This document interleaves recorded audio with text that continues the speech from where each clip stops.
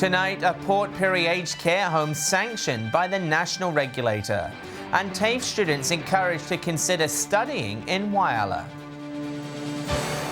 From our 7 Spencer Golf Studios, your nightly news with John Hunt begins now. Good evening. The National Aged Care Watchdog has imposed an urgent sanction on Port Pirie's Leal Home facility after an inspection. The site has now been banned from taking on new residents until it meets standards. Shari Hams has more. Port Pirie's Helping Hand Leal Home has recently been under the spotlight, with the Aged Care Quality and Safety Commission reporting late February that the facility is not up to scratch. The report found there is an immediate and severe risk to the safety, health or well-being of care recipients. The failures include personal and clinical care as well as human resources. In a statement, company chief executive Chris Stewart says they very much regret letting down the community and commit to doing better. He also confirmed an independent advisor has been appointed to review the facility's care services, governance and business operations, as well as strengthening training regimes. In an email sent out to all staff, the CEO described the findings as a big shock to all of us. He also says it's the first sanction Helping Hands has received in 70 years. The Commission confirming it will be closely monitoring the centre over the coming months. Leal Home is the third regional South Australian aged care facility to be sanctioned. Around 100 Port Augusta frontline health workers rolled up their sleeves today as part of Phase 1A of the COVID vaccination rollout across the region. Staff say it's an important step in helping to prevent the spread of the virus. It's our turn now when we're really looking forward to embracing it and playing our part in it. I think we're all really keen to do everything we can to protect our patients, so if a small needle and half hour of our time is what we have to do, we're really excited to do that. The rollout will continue over the coming weeks. TAFE SA is encouraging students to study in Whyalla with its new Destination Australia Scholarship. The 12-month program gives students the opportunity to enhance their skills and experience life in a regional city. Sophia Contagonis has the story. This TAFE SA campus will soon be the new study grounds to 10 local students here in Whyalla as part of the new Destination Australia Scholarship. These scholarships are being awarded to regional students willing to study a Diploma of Leadership and Management with TAFE SA at our Whyalla campus. Under the new program, students will be awarded $15,000 to go towards their studies. Set to commence in semester 2 of this year, Mr Dillon says the scholarship encourages locals to stay in regional communities and further their education. They'll receive $7,500 within sort of 4 weeks of enrolling in the program, and then after 6 months they'll receive a further $7,500. The initiative also aiming to keep them working in the country, especially after the completion of their studies, helping reduce job shortages in rural communities. There's also benefits to living in those areas, and if we can train people up in areas where there are shortages, and then entice them to sort of start a career and continue their career in regional areas. TAFE SA is encouraging those interested to apply for the scholarship online, with more detailed information also available on their website. 3 dogs have been seized by council after an alleged attack in Broken Hill on Friday afternoon.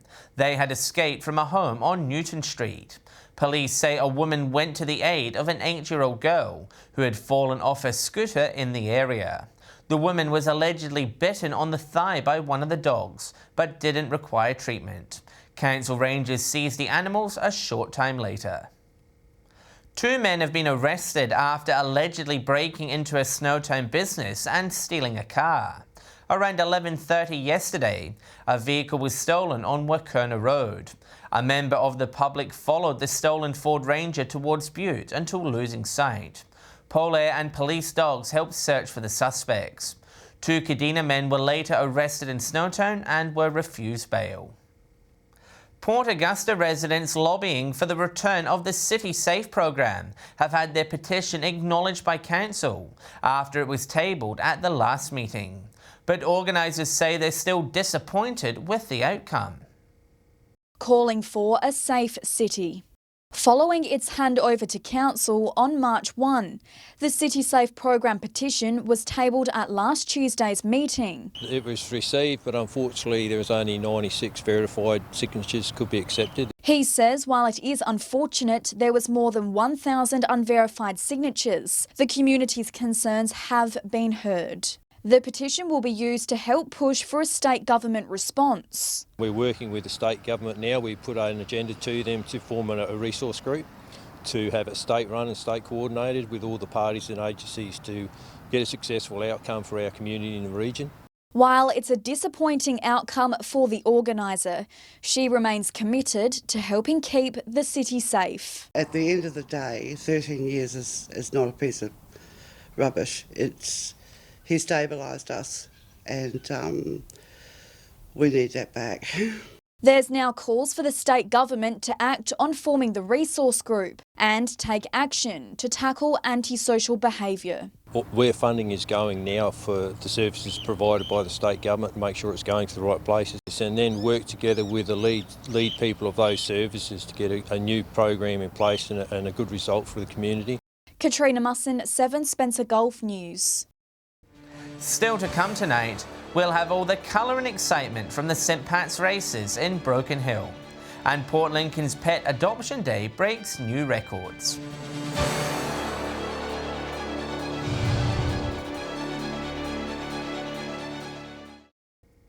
Welcome back. A teenage driver will face court after she was nabbed breaking road rules in Port Augusta.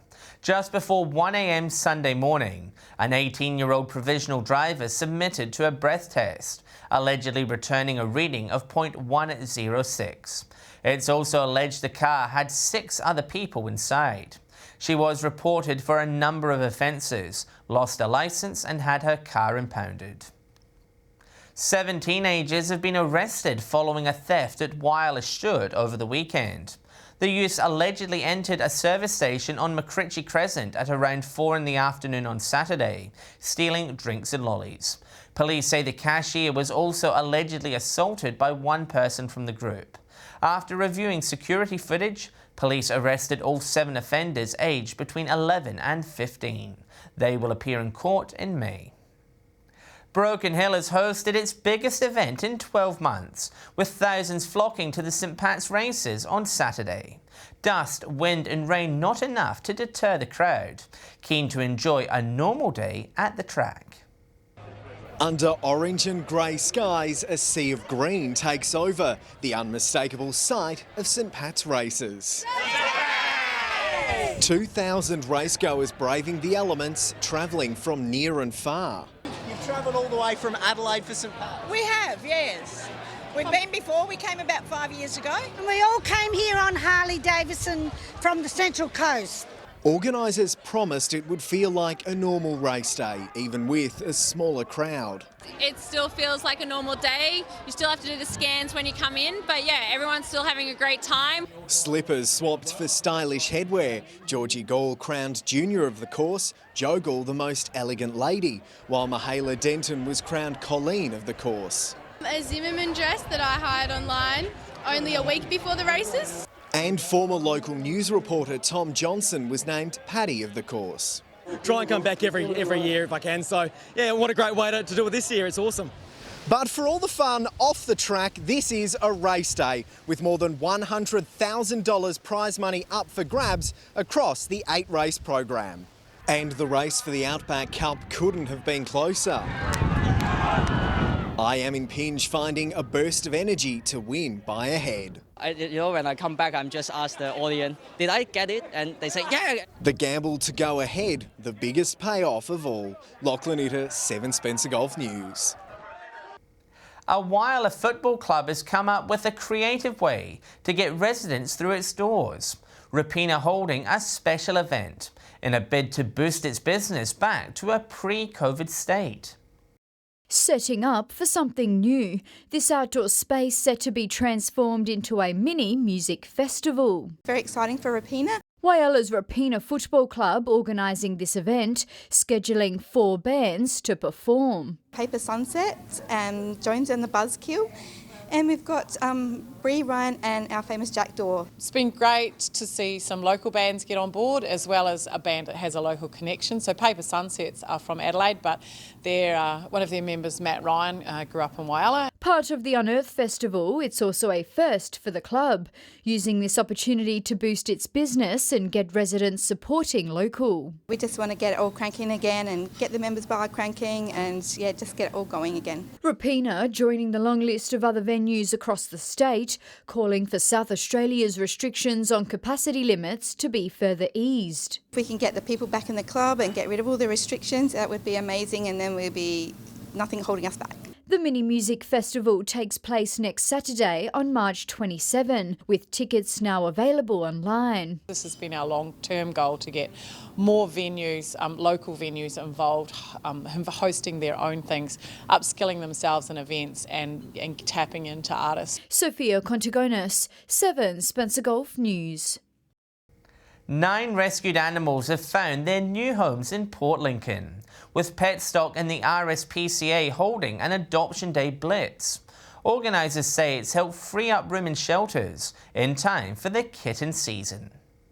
The pitter-patter of paws melting hearts in Port Lincoln. We started at 10 o'clock, we had people queuing up at 10:02, and we adopted 6 little kittens by 11 o'clock. Port Lincoln's RSPCA and Petstock teaming up for its annual Adoption Day over the weekend. Getting the shelters into store just might get exposure to those animals they might not have had before. A record 9 rescued animals being welcomed into their new packs. It's just fabulous. It's really, really good to see the interest in it. Organisers say it's encouraging more families are adopting instead of buying. They get a bit of a bad rap being second-hand pets or anything like that, but they deserve love and a happy home just like any other pet. Each adopted animal comes fully microchipped, desexed and vaccinated. Kittens putting their best paw forward, showing off in front of crowds. There's been some really quiet, cool cucumbers and some extra energetic babies, so there's something for everyone. Organisers say it'll help free up room at shelters in time for the upcoming baby boom. It's a credit to the work that RSPCA do and have done to promote this Adoption Day. From our point of view, it's just a win-win result, really. More than 12,000 animals have been adopted through the program over the past 6 years across Australia. Nathan Regter, 7 Spencer Gulf News. Stay with us. A new training program offered to students in Port Pirie. And Port Lincoln's Pony Club returns to competition.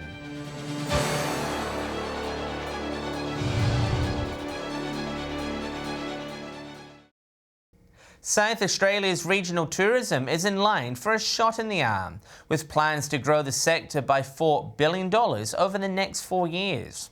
Digital marketing, new regional events and better public infrastructure will be fast-tracked. Nearly 50% of South Australia's visitor expenditure is spent in the regions, supporting close to 25,000 workers. Broken Hill City Council says it's looking at ways to reduce rates for industrial businesses after land values rose by 55% during the last valuation. Council is reviewing its rate structure for the next financial year to spread the costs more evenly across the city.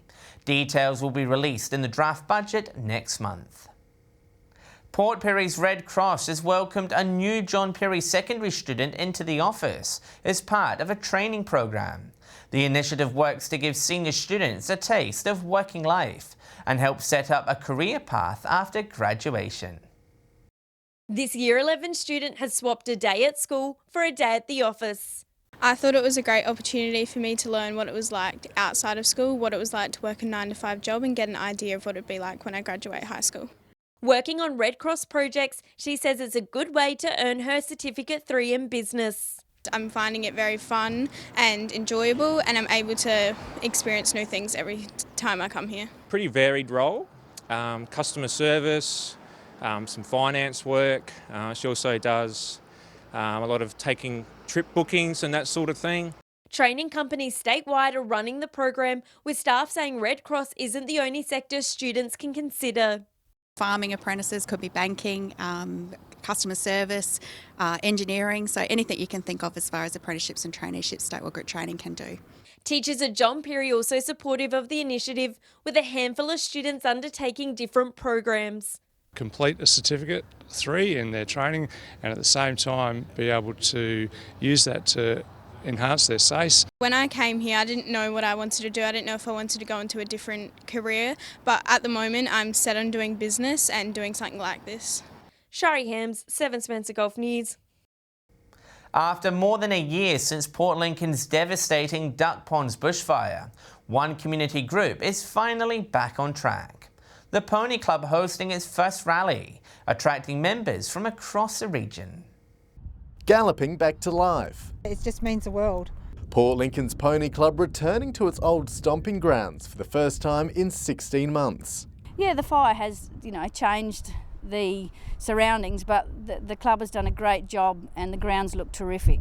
The club was left devastated in November 2019 when an out-of-control bushfire devoured the area. We lost our fencing, some jump wings, equipment, just everything really. Through community donations, the club rebuilt, hosting its first rally over the weekend since the bushfire hit. We've got new members and it's good for the kids, and we've had such support from local businesses to get us up and running. West Coast rider Di Thomas travelling from Ceduna to compete. I felt that I could, at least show my support by coming along. More than 18 members took part in the competition, the wild weather unable to dampen spirits. There's so many people here today supporting the club, which is great, and it's what the club needs. While some scars of the Duck Ponds bushfire remain, the club says it's finally back in the saddle with more rallies and competitions ahead. Pony Club is an ideal place to bring young kids or young horses and expose them to, activities and stuff. Nathan Regter, 7 Spencer Golf News. Stay with us after the break. We wrap up the weekend's cricket action and we'll have the weather details with Alex.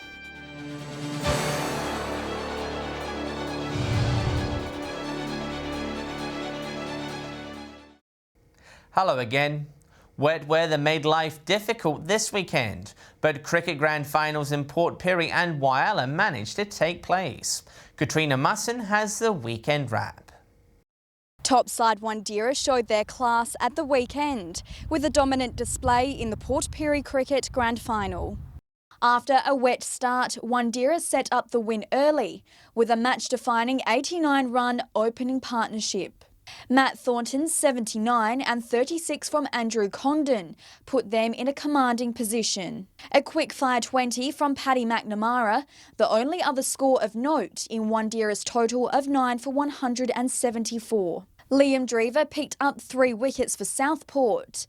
In reply, Southport lost early wickets to find themselves at 5 for 44. Matt Thornton taking the first 3 wickets to sew up the Man of the Match award. A battling 49 from Oliver Cosme, the only highlight in a disappointing chase for Southport. Another premiership win for Wandera, whilst for Southport this season was still a big step forward after some tough times down the bottom.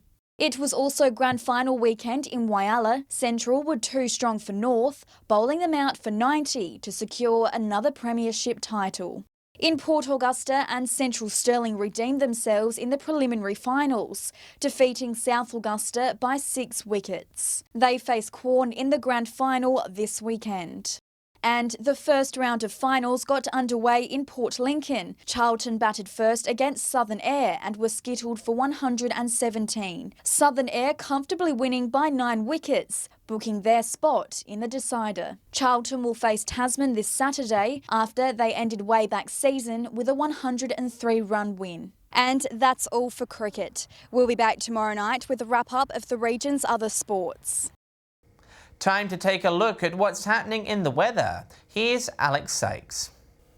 Thanks, John. Another mainly fine day across our region today. From 3 p.m, sunny in Port Augusta, 24, cloudy in Port Lincoln, 22, and 25 degrees in Port Pirie.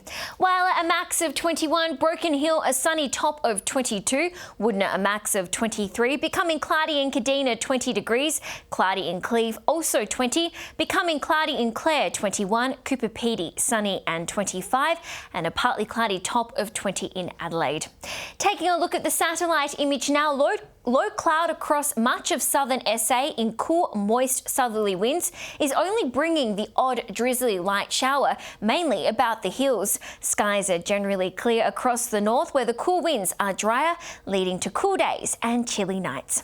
Moving on to tomorrow's weather outlook now, and we'll start with the Gulf waters. South to southeasterly winds 10 to 15 knots, seas around 1 metre, and south to southwesterly swell below 1 metre.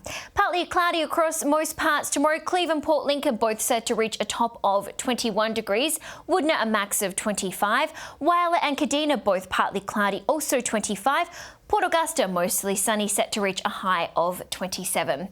Port Pirie 26, Clare 23 and sunny in Broken Hill, a max of 27 degrees there.